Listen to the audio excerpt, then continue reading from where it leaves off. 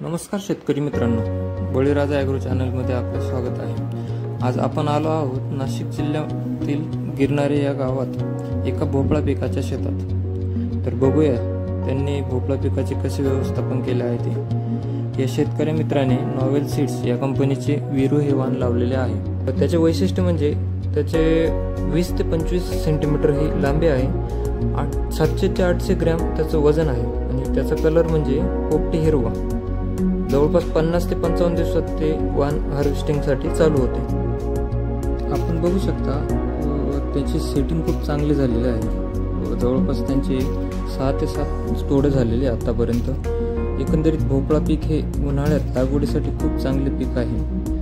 आपण बघू शकता त्यांचे व्यवस्थापन पण खूप चांगले आहे। त्यांना चांगले भरभरून उत्पन्न पण आपल्या तिथं दिसतंय भेटलेले आहे। अशाच नवनवीन पिकांच्या अजून व्हिडिओ बघण्यासाठी चॅनलला लाईक आणि सबस्क्राईब करा। धन्यवाद।